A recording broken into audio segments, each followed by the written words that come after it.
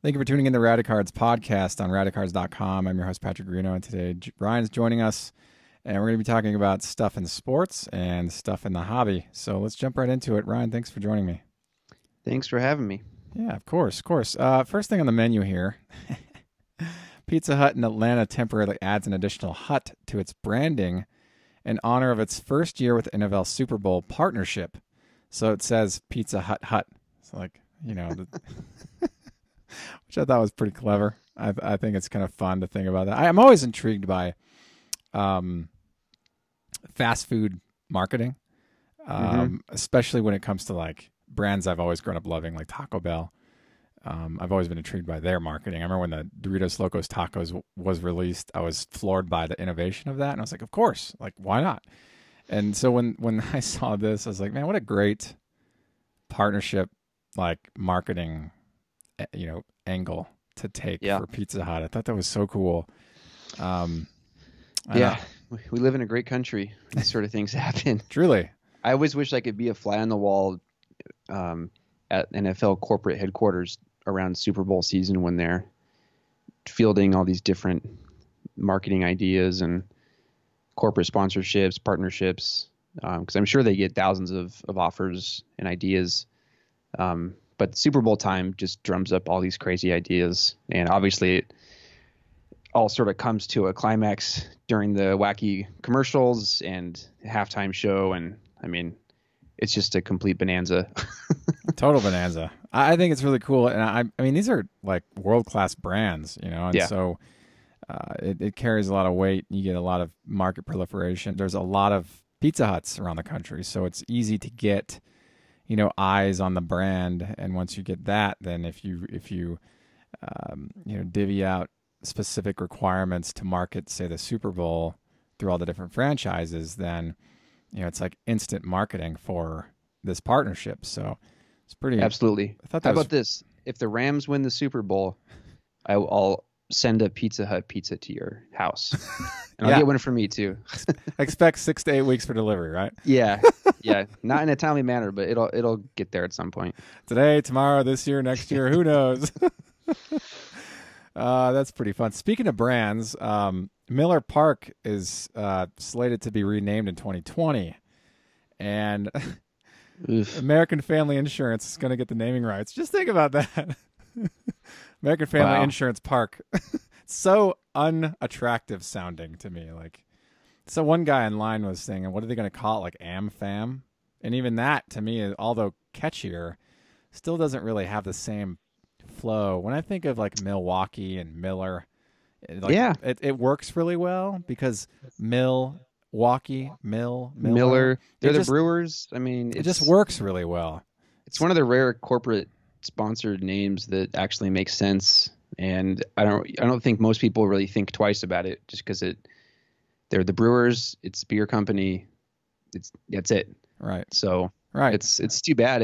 I think it's one of the better names in stadiums. So we'll see what they go with for their final name, but rest in peace, Miller Park. The thing with the Miller Park is it's such a well-titled stadium because of the points you mentioned. Brewers, brew, Miller is a beer. So it's like, it's such a perfect match for stadium name. And so when I think of American Family Insurance, I'm like, I've never thought of insurance as like a really awesome subject to discuss. Like, I've never been like, oh my gosh, I can't wait to sit down and have a 3-hour powwow on insurance. Like, I can't wait to go to a class on insurance policy and procedures.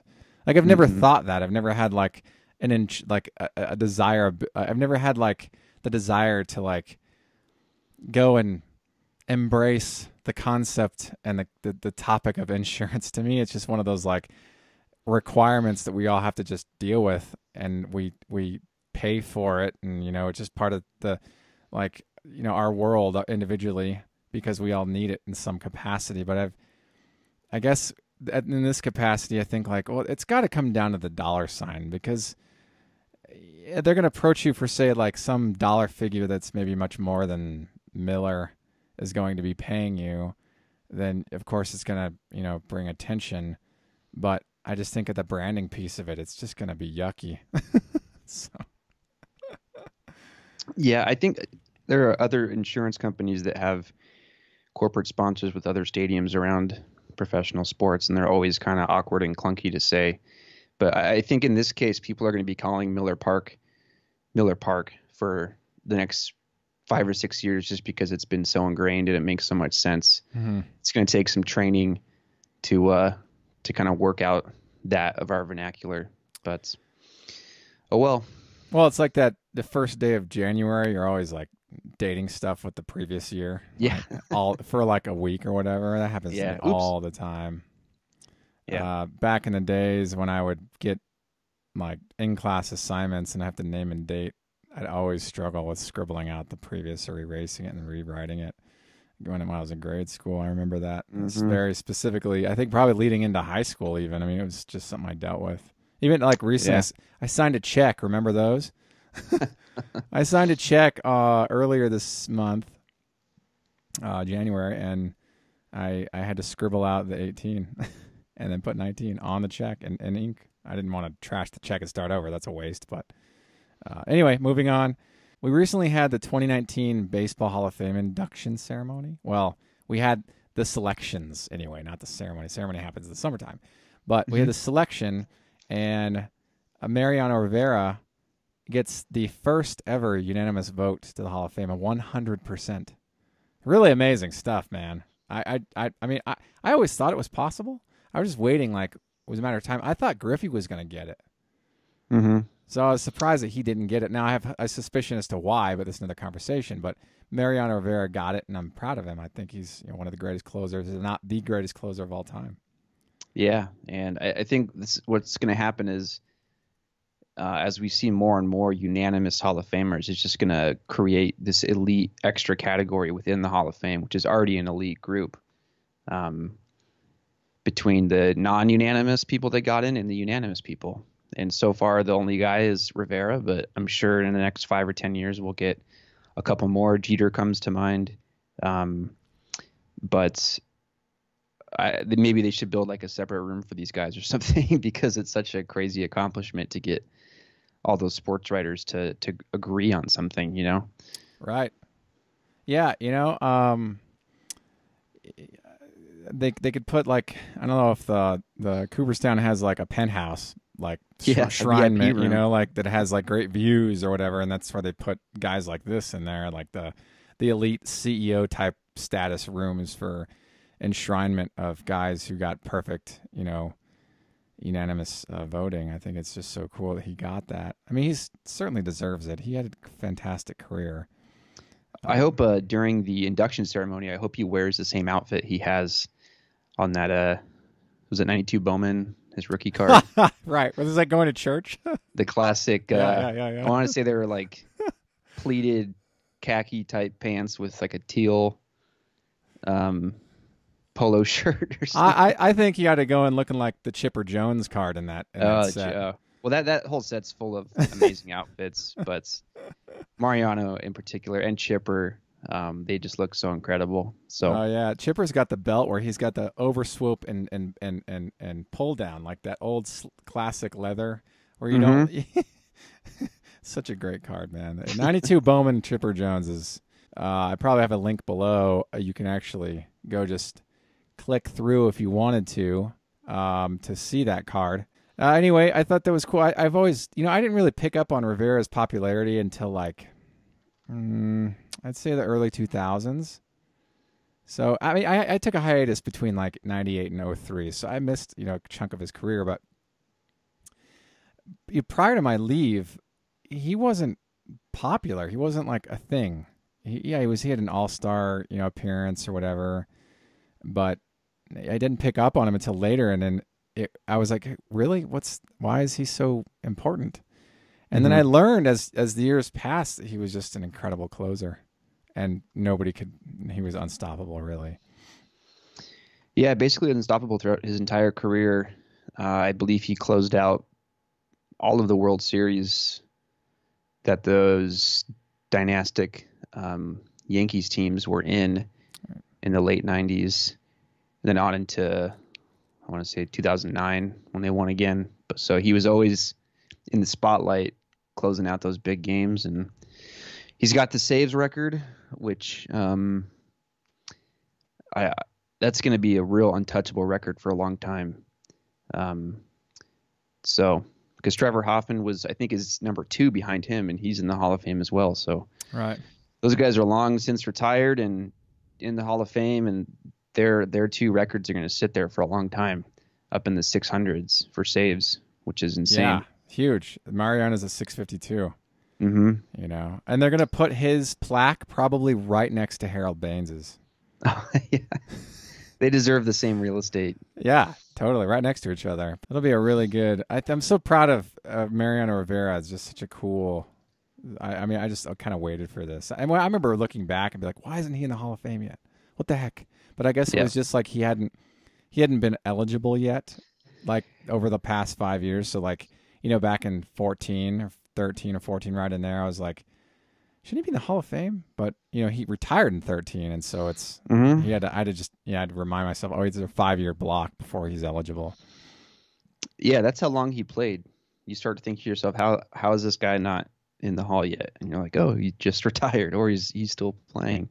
Yeah. So he had a long career. Yeah, 19 years, solid. And then he started his official career 3 years after he dressed for church for the '92 Bowman set photo shoot. So good stuff. I want to touch on that. Mariano Rivera gets unanimous vote at the Hall of Fame, first ever. Really amazing. Speaking of birthdays, Nolan Ryan turns 72 today. Ryan, you want to talk about it? Yeah, happy birthday, Nolan Ryan. I'm obviously a big fan. I have that date burned in my head just from looking at the back of his baseball cards. So he's 72, which brings up the classic 1972 Nolan Ryan card. Yeah. First card is an angel. I believe he's pictured with the lowercase a hat on his head, which was a hat they wore for a year or two, maybe. So that makes that card a little extra special in that respect. 72 Tops in general is just a really colorful, vibrant set that you should check out if you're not familiar. There are other interesting cards in there besides the Ryan, but that's probably one of my favorites. Yeah. And I also learned today that it's Nolan Ryan and Jackie Robinson actually share a birthday. And Jackie Robinson would have been 100 today. 100. He was born in 1919. Right. So he's obviously no longer with us, but it's cool that those 2 guys, those kind of pillars of baseball, share the same birthday. So happy birthday, Ryan and Jackie. Yeah, man, legends. Total. Like some of the best players we've ever seen or ever had, or for one reason or another. And so we're super stoked to cover their birthdays on this podcast. And I didn't know about Nolan Ryan's birthday, so I have to thank you, Ryan, for bringing this up. And Ryan shares a portion of Nolan Ryan's name, which is even more coincidental. That's right. You and I both know you collect Nolan Ryan because you have his last name. I have to. I was born with it. Right. My dad says that he named me after him. My mom says different, so I don't know. What does your mom say? She just says they like the name, but okay, fair enough. Fair enough. Nolan Ryan, it's like 2 first names. You know? Yes. So good. So cool. Yeah, man. Nolan Ryan's great. 72 Tops card, first time seeing Nolan Ryan with an Angels uniform. And then you see it at the last time in 1980.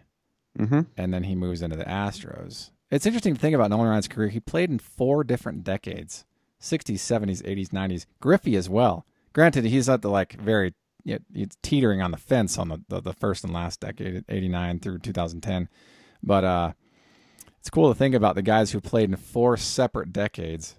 Yeah, and Ryan was sort of the same way. He came in the late 60s and then saw it out through the early 90s, but still played in the decades. So that's really a hard thing to accomplish. Very difficult. Very rare. And I would say one of the other notable cards from that 72 set is Roberto Clemente. That's one of my favorites of his. Oh, yeah. He's tossing the ball in the air, that one? Tossing the ball in the air. It's a great shot. Yeah. And just the colors. I mean, if you're not familiar with that set, it's like it's one of the more 70s-esque sets because they really went all out with the wild design and colors. It might be the quintessential 70s set, Yeah, actually. Right I'm trying behind to think. 75, because 75 is like very flashy when it comes to colors. Yes. 75 was, for those who don't know, it's very two-toned and they're very bright colors. 72 has a little more detail, I think, on the card. But yeah, there's still, both of those sets are very, very 70s. And 75 is the more condition sensitive of the two because the color goes all the way to the edge of the card. Yeah. Just a little primer on the 70s stuff for you guys. I know you were just Centering waiting for issues that. too, right? Oh God, yeah, set. totally. And I want to say, let me check this really quick. 72 Clemente card is also significant because he unfortunately passed away in 1972. So that's his last card, at least last official card. So very significant. Yeah, he passed away on the last day of 1972, December 31st. Yeah, it's sad. Really, really sad. Let's see here. What do we got next on the agenda? Oh, right. Yes. Tampa Bay Rays to bring back Devil Rays uniform for throwback nights. Okay. Real quick before we jump into this, just as somebody who like embraces like, I don't know, team introductions and team branding, I preferred them to have kept the Devil Rays uniform. I understand why it was like changed because it's not PC. I get it, but some things I feel like it's okay to not be PC. This is one of those things I'm like, it's just, it's all right. Be lax about it. Like, whatever. Devil Rays are an actual entity that live in the ocean. Yes, and they are. It's okay to name a team after them. So I thought it was cool that they brought it back. My hope is that they'll keep it, but of course it's just a temporary thing. So. Yeah, it's the more and more teams are doing the throwback thing. I know that the Padres are going to bring back their old kind of mustard yellow brown uniforms at some point in 2019, which I really like. I know on paper they look kind of ugly, but they're just so classic looking. So it'll be fun to see those back. And then obviously the Devil Rays uniforms, which are very late 90s to me. Oh, extremely.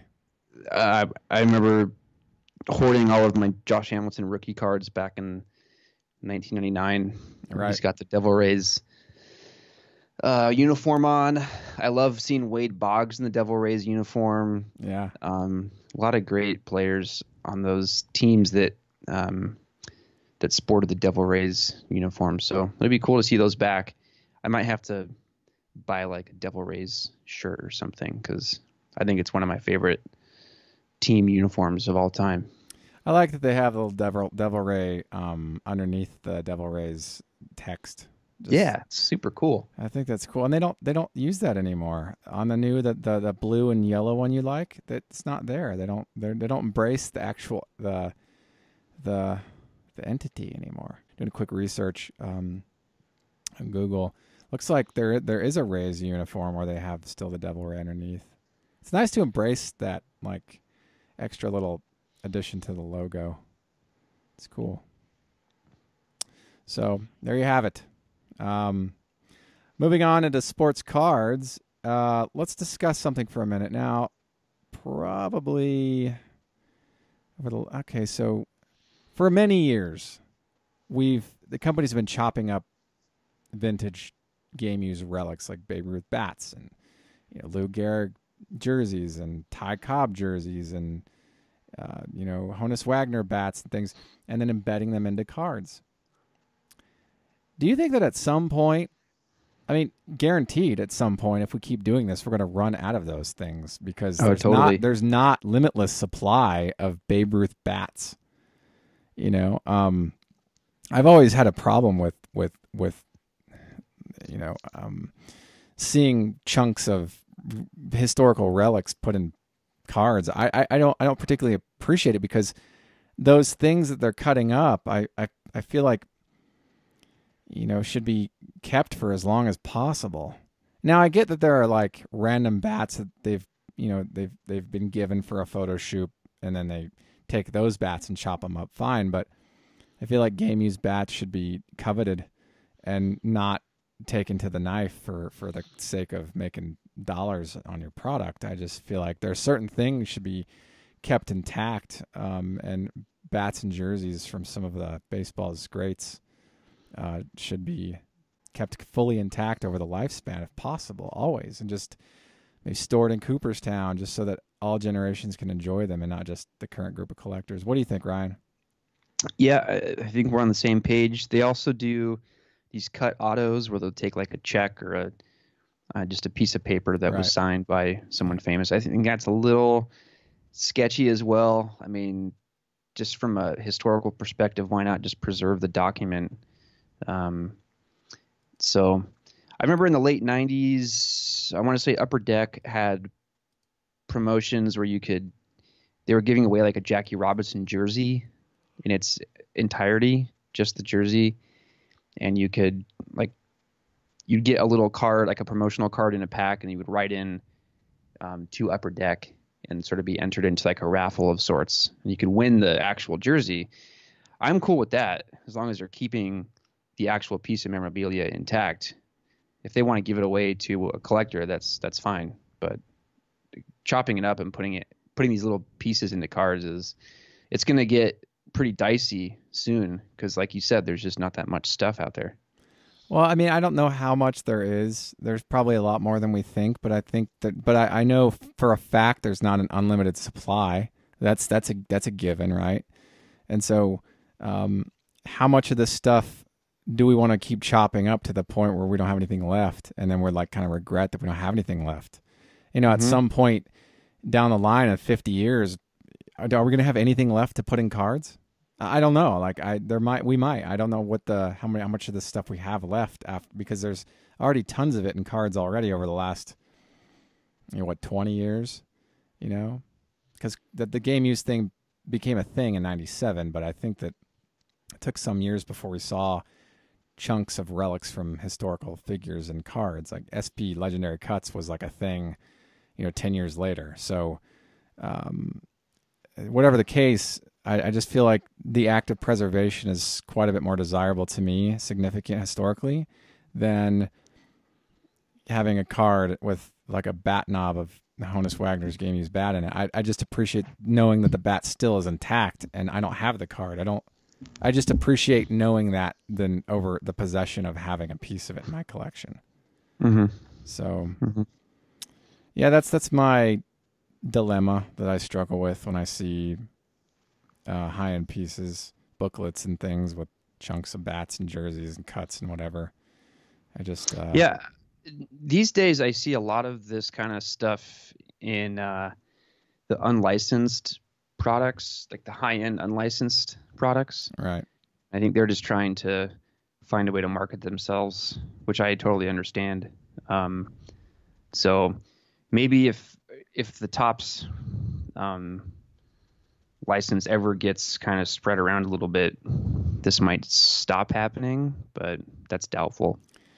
I mean, Topps is such a monopoly on the market that I don't know when or if we'll ever see another company get the license. Yeah, I think didn't they just re-up that with MLB? They did. Yeah, they did. So yeah, I think you're right. It's not going to happen anytime We're just going to see more of the same for another chunk of years, and it's too bad because the most interesting time existed in the late 90s because we had so much competition. And so when that happens, all kinds of stuff, companies trying to out produce, out aesthetic each other, rare everything. And so you get all these really cool, interesting releases to draw attraction. The big pull now in the current market is jerseys and autos, and it's just been more of the same for the past decade and a half. Everybody's they're pulling jerseys, they're pulling autographs. There's very little emphasis on cards without those things now. They just get kind of shuffled aside, most of them, which is fine for guys like me because I get to cherry pick them up for what I feel are good prices. The press proofs and things and the gold foil borders and whatever. That's kind of more my style of collecting. So there's really no wrong answer there. It's just like kind of the current market is just very much different than it was 20 years ago. But it's not to say it's a bad thing. It's just kind of where it is. We've just moved into the area where we expect to get a hit in some capacity. I talked about this actually in this former publication on Radicards. It was a blog posted a survey published earlier this month about kind of how the current market expects to pull prefers to pull hits in 2019. So there's a statistically significant portion of the results were weighted against being guaranteed hits in packs. People want to see very difficult, insertion ratios, because if you remove the guarantee, then you have to kind of supplement that with a guarantee that when you do pull something, it has value. So you're not guaranteed something of no value to low value. You're guaranteed something after crazy. Maybe you're not even guaranteed it, but you're saying, if you're going to pull it, here's the ratio of pulling. It could be like 1 in 10,000 packs. And then when you do pull it, it's like a huge card. Mm-hmm. So I think if they went to ratios that were extremely, extremely hard to pull relics of anything, then I think that I would have less of concern about chopping up or using this kind of thing, because it would be destroyed in significantly minimal quantities in comparison to what I feel like it is now. Every time I turn around, there's a Ty Cobb back card or whatever. So it's just, I wanted to discuss on that. It's kind of something to think about. Yeah.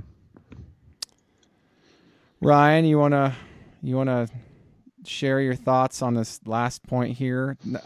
We talk about 97 Metal Universe Precious Metal Gems, right? What sports come to mind when you think about that release?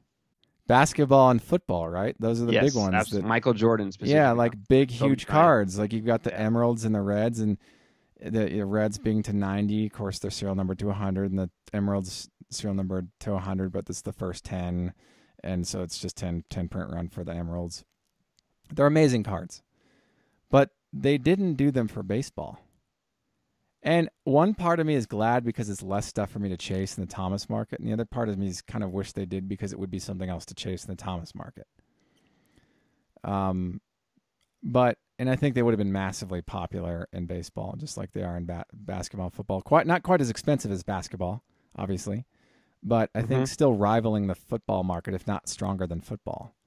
And so, yeah, and all the subsequent releases for baseball in 98, 99, 2000 for Precious Metals Gems were very popular and super popular. Still remain to be popular to this day. So definitely a lost opportunity there. Right.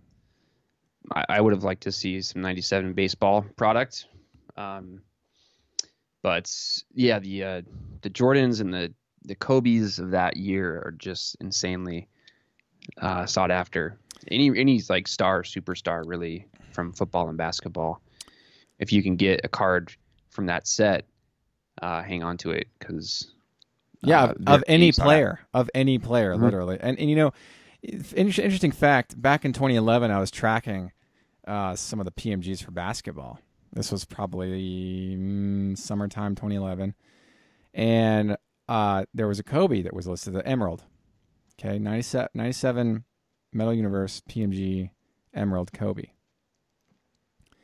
Mind you, he was a rookie in 96. Okay.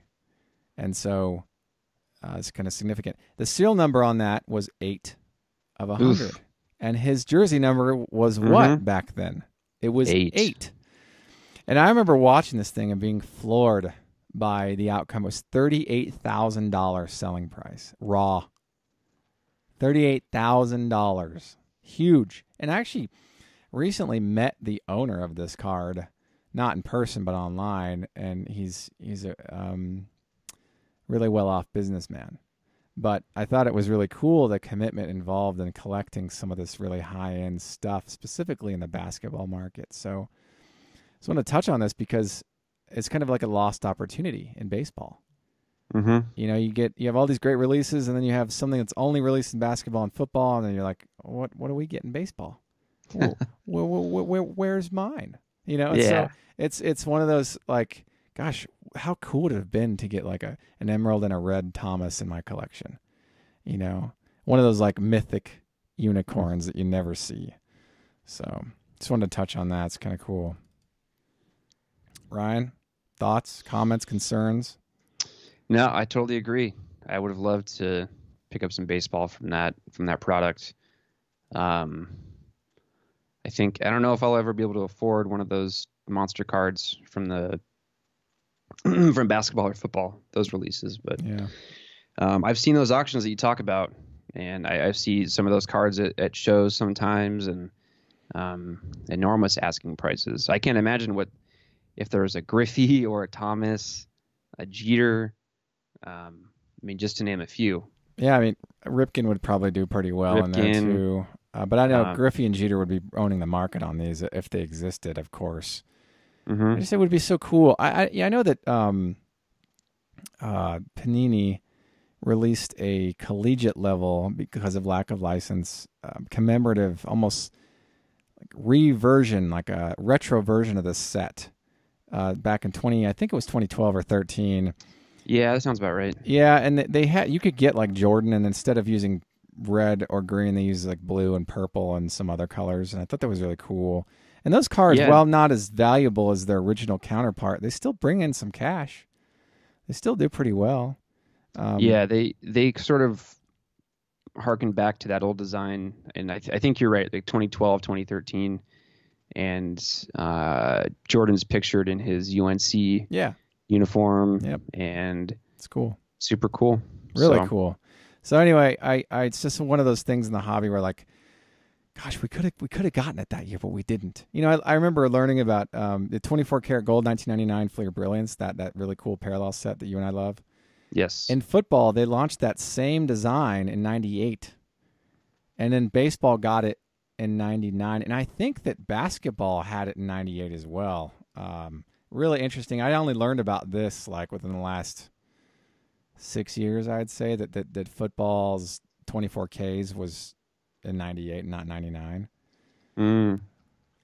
Such a cool freaking set. I just love it so much. It's so rad. I'm just such a fan of. I think I was talking to this with a friend of mine that the design for 98 24Ks for football, a friend of mine likes. He prefers it over the baseball design. I'm like, they're both great in their own way. I like they're nice, and I think that I want to say in basketball they did it. No, basketball was 98, 99, so I guess it's so confusing in the basketball market. Their design actually looks just like the baseball design. So the football design, it's like its own set, slightly different. The nameplate's like over. Yeah, nameplate's a little bit the different. Biggest thing. Is that the only difference? That looks to be. Yeah, and it's nice though. I mean, it works. It works. I really like the set though. It's just a nice, beautiful. Speaking of sets that are just really cool, 98, 99 Fleer Brilliance 24K, depending on the sport. Just really beautiful cards, and they're selling. Yeah. They're selling. Obviously, basketball is on the top, and then baseball and then football in terms of like high sale down to low sale, like what you can get from these. Granted, the Randy Moss just sold tonight for just over $1,300. BGS 9.5 from PWCC. Yeah, I just wanted to touch on that. Those are cool. I like those a lot. Let me take a look at this here. It'd be a cool project for someone to go and 1346. Sort of look at products that were released in only certain sports and then were later released across all 4 major sports or all 3 major sports. Because it is always interesting when something is super popular, so they kind of spread it out into other products. Anyways. Yeah. I mean, it's true. There's so many that's like a lot of that's based on subjectivity. It's like I think it's cool, you might not think it's cool. I like it. It's my favorite set. You're like, it's okay. It's like I have another favorite. My favorite set's this one. So, I don't know why 97 Metal Universe in baseball never got the PMG parallel. I don't know what the reason is, and I don't know if I'll ever be able to find that out.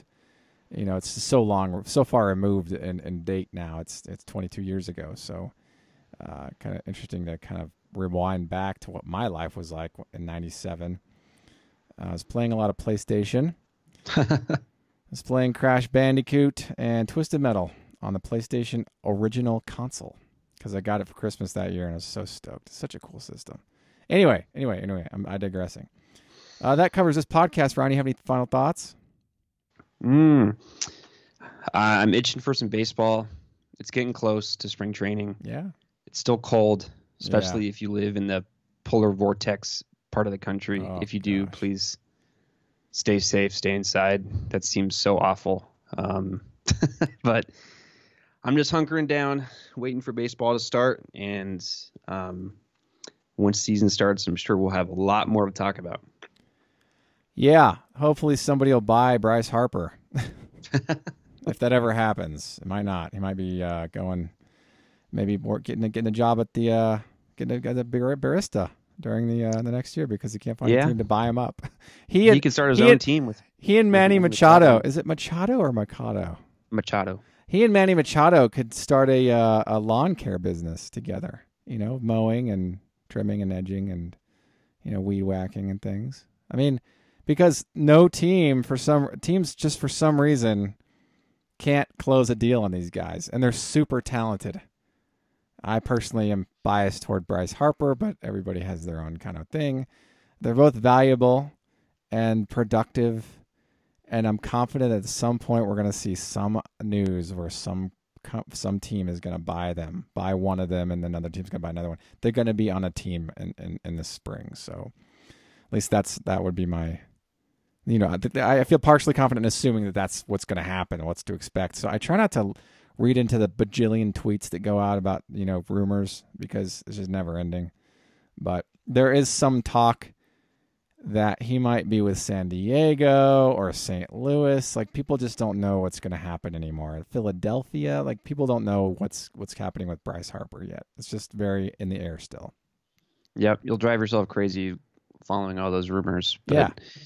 It'll happen soon enough. Yeah, or they could start the lawn care business. That's very lucrative, I hear. So yeah, you could scale it. Find a couple of guys to be your interns and just like work a little community maybe, and just like take the passive on this and then start it up in another. Here's me speaking as a business person, but that aside, I'm glad we got to talk about some of these points today, or all of them actually. Really good points. Thanks Ryan for hanging out with me on this podcast. Sure, no problem. Thank you for tuning in to the Radicards podcast on radicards.com. I'm your host, Patrick Reno, and until next time, enjoy collecting. If you like this content, please subscribe. Thank you. Enjoy collecting.